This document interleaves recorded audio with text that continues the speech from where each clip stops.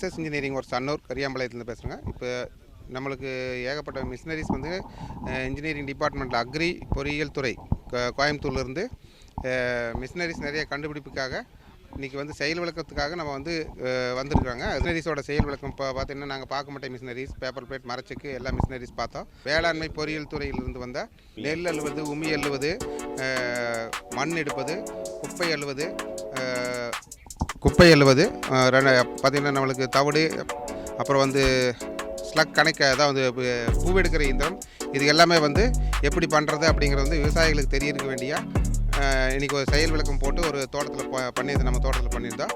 இது வந்து எல்லோரும் வந்து சப்போர்ட் பண்ணி கொடுத்ததுக்கு ரொம்ப நன்றி, வணக்கம். இப்போ இன்றைக்கி நீங்கள் வேளாண் பொறியியல் துறை சார்பாக பார்த்த 3 இயந்திரங்கள் ஒன்று வந்து ஃப்ளெக்சிபிள் கிரைன் லோடர்.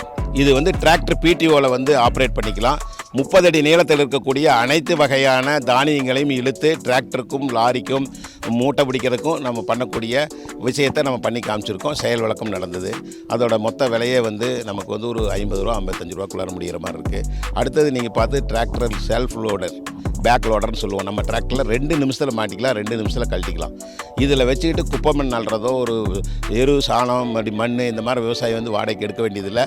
இதை அவங்களே பயன்படுத்திக்கலாங்கிற நோக்கத்தில் அறிமுகப்படுத்தியிருக்கிறோம்.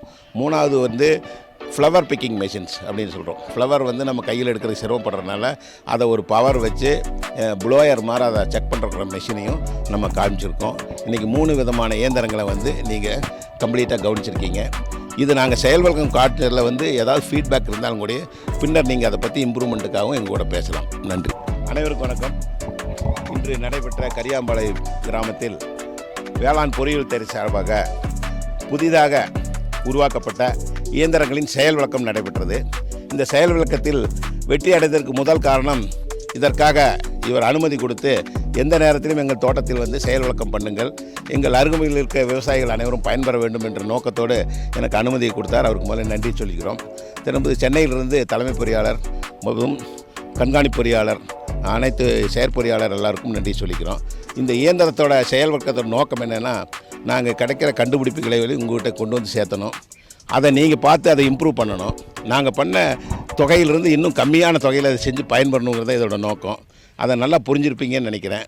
இதை பயன்படுத்துங்க. மேலும் நீங்கள் ஏதாவது இயந்திரங்கள் செய்ய வேண்டியிருந்தால் வேளாண் பொறியியல் துறையிடம் அணுகி எப்படி செய்ய வேண்டும் என்று வழிமுறையில் கேட்டு செய்யுமாறு கேட்டுக்கிறேன். நன்றி, வணக்கம்.